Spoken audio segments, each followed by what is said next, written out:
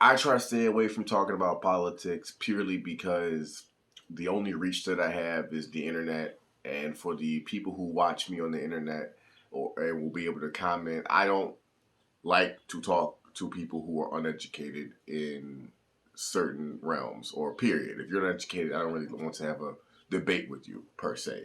And when it comes to politics, I'm not well versed in the political law. I'm not well versed in everything that's happening. But there are certain things that happen that force everybody to have an opinion. I still hate having an opinion and having to put it out there and having to debate it with people who don't know what they're talking about. Because truly, none of us know what's going on in politics. Even people in politics don't know what's going on in politics. That being said, I have a thought about what's happening in Afghanistan that I do want to share with the internet. For anybody who will come across this video, I do think that this is a bit of wisdom in this time. So I will start with the first time it was brought to my attention that the war in Afghanistan was an unwinnable war. When I say unwinnable, we will get to that. But before I even go further, I want to make it clear that what's happening now was always what was going to happen, and the boots on the ground. They, if you put boots on the ground in Afghanistan, first off, thank you for your service. Second, it was palpable. You could taste it that this is something you can't defeat, right? And I'm going to get into what I mean by you can't defeat uh, the war in Afghanistan. You can't defeat that, right? So the first time it was brought to my attention that the war in Afghanistan was an unwinnable war was when I joined the army myself. I joined the army in 2011 and got to boot camp, and there was a sergeant screaming at us, telling us how we thought we were brave, we thought we were this, we thought we were that. Right? He starts there like, you think you're brave, you think you're a soldier, private. You know, what he should be doing to condition the soldiers, right? It was an incredible experience. But then he gets to talking to us because, you can't do that for too many hours. He gets to talking to us and he says, he's like, do you know what you're heading into? And, we're like, no, tell us more. He's like, you're heading into an unwinnable war.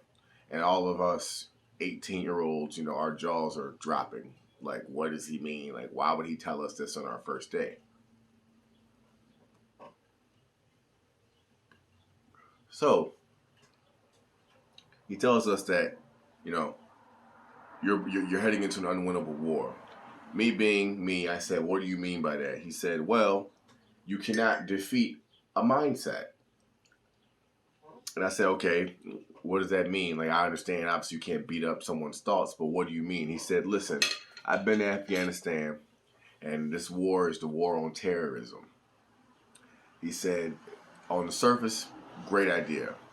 But when you really think about it, can you defeat somebody who wants to terrorize the world? And I'm like, I still wasn't getting it. He kind of broke it down quickly. He said, by the time I kill all the guys who are terrorizing the world, their children are now being raised in a world where I killed their father. So it's a war that will never end because, who's really the terrorizer, right?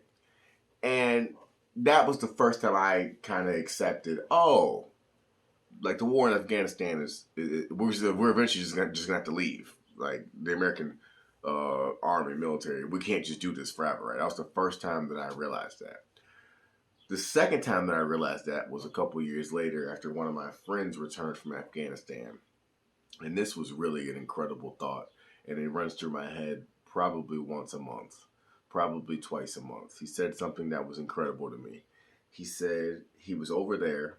This is a big white dude, right? He's like 6'4". Not 6'4". He's like 6 foot even.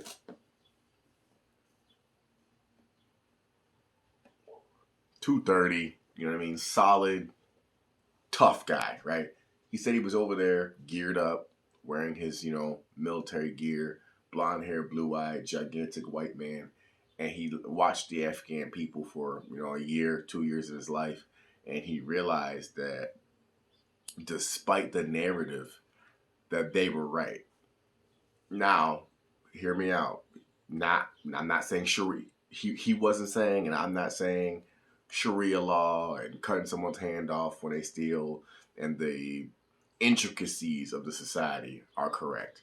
That's not what he meant. That's not what I mean. But what he explained to me was, he said, they're right. And I said, what do you mean? Once again, I'm intrigued and I'm shocked. He said, they're right because in 300 years, they can still live like that. In America, we don't got 300 years. And if we do have 300 years, our 300 years don't look the same as they look right now. So if you look at life past your own lifespan, right, then they're correct. And he said it was eating away at him to be over there occupying their country, realizing that, like, man, they're right.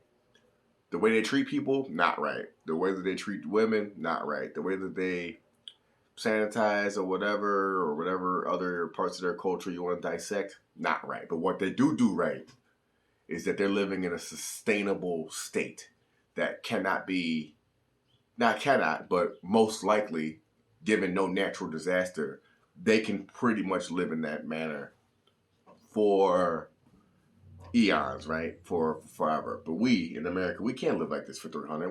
Everyone knows we don't got 300 years left of being America, right? Something's got to give, right? Between climate change, between the economic systems that we've built that are old and need to be eradicated, something needs to give. We know that we don't have 300 years of treating people the way that we do, right? But over there, he said, and he made it clear, he's like, they can live like that forever. Like that can be sustained. Like, so that was the second time I was like, the war in Afghanistan, like, it's an unwinnable war, like, because they, at the end of the day, right, they're correct. Not correct, like I said, in the intricacies when you break down everything, but just on the, like, humanistic, like, sustainability, like, oh yeah, that's gonna work much longer than what we're doing. So with those two thoughts, the first being, you can't kill a mindset, and the second thought being, well, that's gonna last forever. I've been sitting with these thoughts for like 10 years now. Like, man, like, it's crazy. Even I see pictures, and you know what I mean. When I see pictures, when I talk to people who've been in Afghanistan, you know what I mean. When I see the news, when I watch anything about it, it's just like, wow. Like, in the end, dude, they're gonna win because they don't care. Like, they don't care to be a part of this system that we have, right? And that's obviously surface level. There's obviously government interference, and obviously I have no understanding of what the government is truly doing over there. Neither do you. So who knows who's in cahoots with who at the top? We're not going to talk about that. What we're going to talk about is just philosophically speaking, the war in Afghanistan was not a winnable war.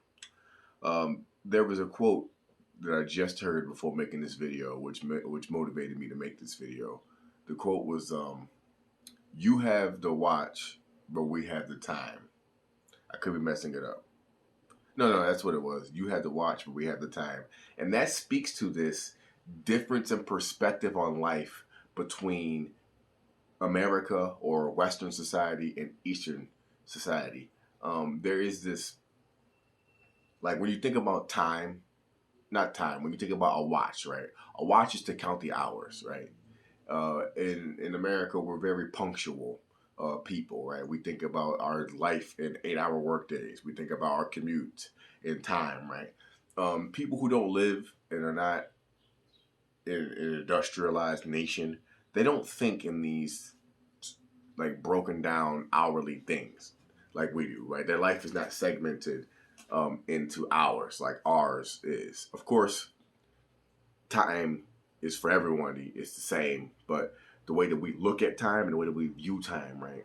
So the point of that quote that I heard today was that by you saying all troops are going to be out by 2022, all the Taliban had to do is hold on to a good core of cadre, right, till 2022, because you're going to leave, and then we're going to do what we were trying to do the whole time for the last 20 years. Because you look at this like, up, spending money, up, spend 20 years, up, we did what we could do, up, it's time to go, got to go back to our own country, got to spend money over there. That's how you look at the world, because you're a capitalist, and to you, time is money. That's how you look at the world. We look at the world as the world, time. There is no time limit, right?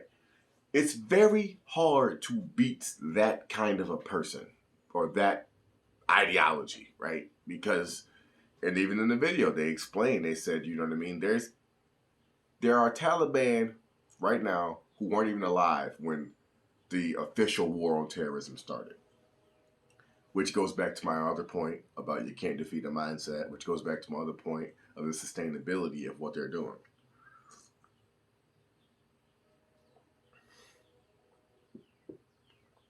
So you have to watch, but we have the time. As in, we're going to wait this out forever. And unless you kill absolutely all of us, this is what it's going to be. We're going to be waiting. Another thought, and this is a philosophical thought that I really would like to share with you. When it comes to the war in Afghanistan, what are we really trying to give them? Truly, and this is why I believe, personally, one of my own original thoughts, what are we trying to give them? Right? Are we selling them a product that will make them jump for joy saying, we absolutely want that? On the surface, absolutely. We're selling them the American system, one of the most successful systems of the past 200 years, right? Easily most successful system. It's changing, but America is America, right? So trying to sell them that product on the surface sounds good. But they, or if it was me, right? You're looking at the product like, well, what does it take to sustain this product? And what is it like living under this exact system? And if you're honest with yourself as an American citizen, would you buy the American system based on the product that you see in America?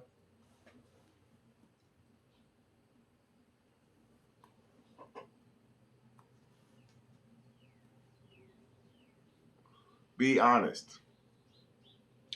Would you buy the American political system if it was being sold to you? If you saw what it took to sustain it and what it actually was given?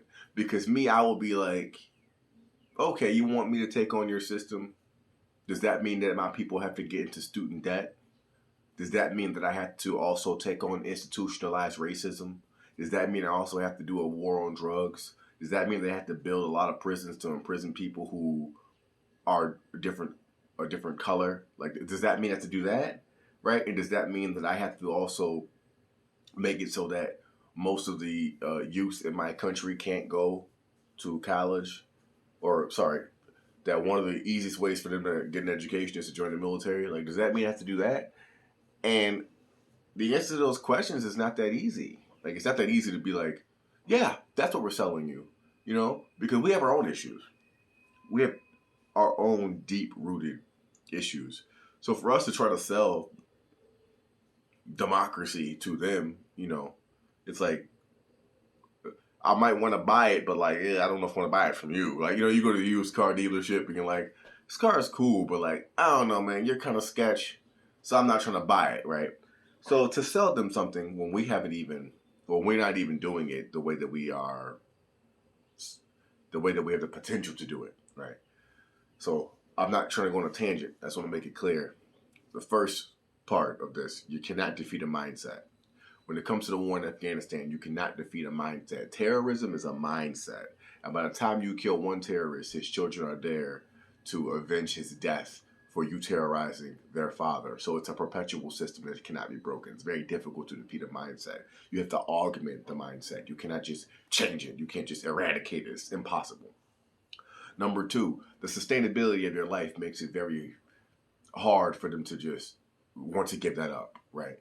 Why would I give up my sustainable system for your insustainable system, right? Right?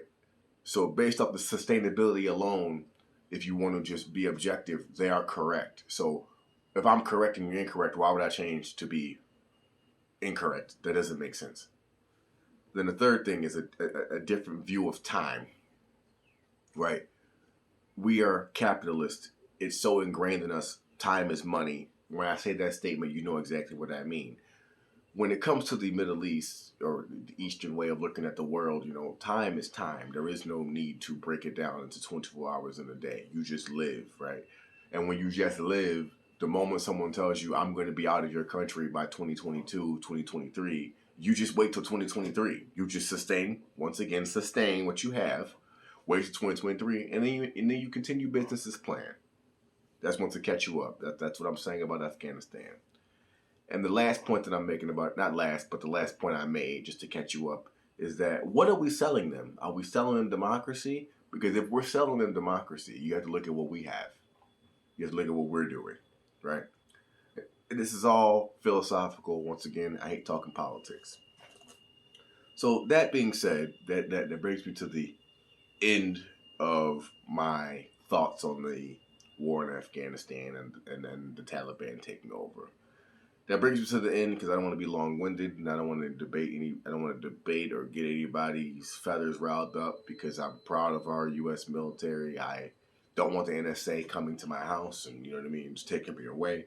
So I love our military. I do love our government. I love America. However, I'm a practical, educated person, and when you look at things objectively and you take your emotions out of it, you got to really look at the Taliban like, I understand. I don't like the way you're treating your people. I don't like the things that I've read. I don't like the ideology. However, I understand why you're not jumping for joy to bow down to the American political system that has been attempted to be implemented for the last 20 years. I understand, right? And I will leave you with this. This is my original thought. Do not take my original thought. But when it comes to the Taliban and when it comes to the war in Afghanistan, there's one quote that you need to understand. You cannot gentrify what cannot die. One more time. You cannot gentrify what cannot die. I made an art piece and that quote is on there. That quote came to me as I was making the art piece, and that's a different video. But I've been sitting on this quote because it's so powerful to me. Because a lot of times when we talk about this social progress, and when we try to update or make a neighborhood more safe, right? You try to gentrify something. And I live in the Chicagoland area. So there's a lot of neighborhoods that get gentrified, but like you can still get shot. And it makes me laugh because I'm like, oh, you thought you did something? Like you thought that this new building, you really thought that this was going to make it to where the people who live in that area just aren't going to be who they've always been. So that's my thoughts about the war in Afghanistan. That's my final thought for you. You cannot gentrify what cannot die. You cannot bring 2021 political systems to people who are choosing to live as if it was 1,000 years ago. You know what I mean? By choice. Like they know better things exist. They're 100% aware. Don't want it. Like you cannot gentrify that. You cannot occupy that. You cannot update that. Which just not want to be updated, right? So you cannot gentrify what cannot die. You can't kill a mindset. You can't kill a way of life. You can try, but it's futile. And it takes too much energy, which is why we're leaving. You know what I mean? Don't care what president it is. Some president eventually was going to say, we got to go. The war is futile. We got to go. Somebody was going to pull the trigger and say that we have to leave. That being said, you cannot gentrify what cannot die. That being said, I want to leave you with this story. It's one of my favorite stories. It's a story about perspective. Something to leave you with, a thought to leave you with. There's a man in Africa working with Europeans. It's about 1950. The Europeans are coming there to occupy the town, obviously to take resources, to pretty much colonize the village. The villagers are okay with it because the white man is bringing water, he's bringing other amenities that the African wouldn't have, it's in abundance, right? So they're working in close quarters. The white man is there to work, and the black man is there to work. The white man is working, but he's wearing a shirt, he's wearing pants, and he's wearing shoes. He's working. And he's looking at the African wearing a tie. The African is wearing a tie, but no shirt. It's just shorts and no shoes. And he's working. They're both working outside. The white man looks at the African and he says, in his mind, what an idiot. He doesn't know you're supposed to wear a shirt with a tie. He doesn't know you're supposed to wear shoes. You're going to be working outside. What a savage. That's what the white man thinks when he looks at the black man, the African. The African looks at the white man and he says in his mind, what an idiot. It's 90 degrees. Why is he wearing a shirt? Why is he wearing shoes and socks? What an idiot. We're working outside. He would be much cooler if he just took that shirt off, right? See, what the African and the white man, when they work in close quarters, see what the white man doesn't get is that the African is just living, right? He's living in the most practical way he can. He knows it's hot. He's not going to wear a bunch of clothes. He just likes that color of the tie because he doesn't see that color often. He's just wearing the tie because he likes the color. The white man cannot understand this. The African sees the white man fully dressed. It's hot outside and they're working. Cannot understand why you would wear that many clothes in 90 degrees. And that's one of my favorite stories about perspective. Because they're both right. They're both right, right? And this story I've been saying about America and the Taliban and Afghanistan, they're both right. America has chosen social progression on the surface level. They've chosen to be a nation where education is a foundation. They've chosen to be a democratic system where we can vote and vote people in and vote people out, things of that nature. We really have tried that theoretically, which is the correct thing to do, right? Build a New York, build a Chicago, build a LA, build a society. We've chosen that. But the Taliban have chosen something else that's not wrong. They've chosen sustainability. They've chosen to live in a manner more in accordance with nature. So they've chosen to live in a way that can be sustained for thousands of years. Climate change, no climate change, they've chosen to live in a way that they can sustain. So they're not wrong either. Just like the European. He's not wrong for wearing a shirt. He's not wrong for wearing shoes. But neither is the African for not wearing shoes and for wearing a tie. Right? So, just some perspective. So, thank you for listening to me. I appreciate it. This has been Kaijan Clark, Kaijan the Icon. You hear me? This has been an episode of my podcast. Hope you like it. Let me know what you think, and I appreciate it. Thank you.